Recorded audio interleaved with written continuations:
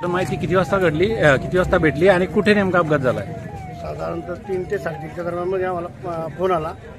येताच केमियामधून घरून तिथे निघालो. मालदावाडी इथे गेलो. तिथे लोक पडलेले होते आजूबाजूला. जे आमचे कमलाकर भाऊ वगैरे, आनंद जैन, हे सर्व लोक तिथे होते. त्यांनी मला कॉल केले फटाफट की लवकर येऊन जावं, असे लोकांचा ॲक्सिडेंट झालेला आहे.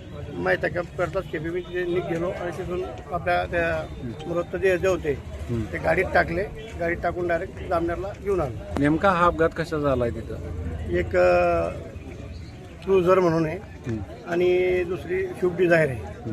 दोघीची आमने सामने टक्कर झाली. टक्कर झाल्यास दोघी हे जे लेडीज होते एक साईडला बसलेले होते म्हणे, एक साईडला गाडी ठोकल्या कारणानं दोघी ऑन द स्पॉट लेडीज तिथेच जागेवरच एक्सपायर झाले. ठीक आहे सर, नेमकी काय घटना घडली आणि किती रुग्ण आपल्याकडे आलेले आहे आणि काय परिस्थिती सध्या? उपजिल्हामधून रुग्णालयामधून आमचे CMO doctor Prashant Mahajan sir यांना अपघाताची खबर लागली. त्यात जवळपास 10 ते 12 रुग्ण अपघातग्रस्त झाले आहे अशी खबर सामाजिक कार्यकर्ते आणि पदाधिकाऱ्यांच्या मार्फत मिळाली. तात्काळ आम्ही पूर्ण उपजिल्हा रुग्णालय परिवार तिथे उपस्थित राहिला. 3 ॲम्ब्युलन्स उपलब्ध करून दिल्या. जवळपास 12 रुग्ण आपल्या दवाखान्यात दाखल झाले. त्यातील 2 जणांना पायाला फ्रॅक्चर होते. त्यांना थोडे कास्ट करून प्रथमोपचार देऊन जळगावला रेफर करण्यात आले. आणि एक महिला होती, त्यांना डोक्याला मार होता.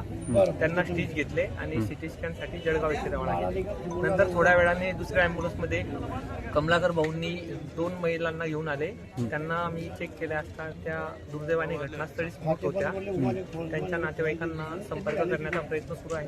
प्रथमदर्शनी ते नाशिक विभागातले असल्याचे समजत आहे. एकूण अपघातात किती मृत्यू आहे आणि किती जखमी आहेत? अपघातामध्ये एकूण आपल्या उपजिल्ह्यामध्ये जे 2 दाखल झाले ते मृत्यू आहेत आणि 14 रुग्ण जवळपास दवाखान्यात आलेले होते. बाकी त्यांची प्रकृती सेटल करून त्यातील 2 जे हेड इंजुरी होते त्यांना जळगाव येथे पाठवण्यात आलेले आहे.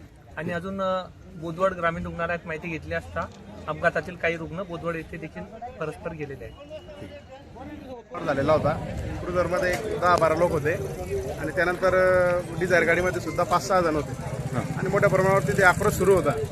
अशा वेळेला तिथे पोहोचल्यानंतर स्पॉटवर पोहोचल्यानंतर मी आपले जालम राजपूत आरोग्य दूत यांना ॲम्ब्युलन्ससाठी कॉल केला आणि आमच्या मागेच आमचे भाजपाचे जिल्हाध्यक्ष चंद्रकांत पाविस्कर ते सुद्धा बोदवडला होते. त्यांना सुद्धा कॉल केला की ते मोठा ॲक्सिडेंट झालेला आहे. त्यानंतर 1-2 आमची प्रायव्हेट गाडी त्या ठिकाणी होती. त्या प्रायव्हेट गाडीमध्ये जे किरकोळ जखमी होते त्यांना पटापट त्या ठिकाणी टाकले आणि त्यांना इथून जामनेरला आपल्या सिव्हिल हॉस्पिटलला त्या ठिकाणी आणण्यात आलं.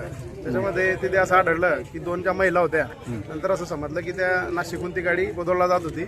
तर त्या डिझायर मधल्या ज्या 2 महिला आहेत त्या जागेवरच त्या ठिकाणी प्राण झाल्या होत्या. त्यांना ॲम्ब्युलन्समध्ये या ठिकाणी सिव्हिल हॉस्पिटलमध्ये पोहोचवण्यात आलं.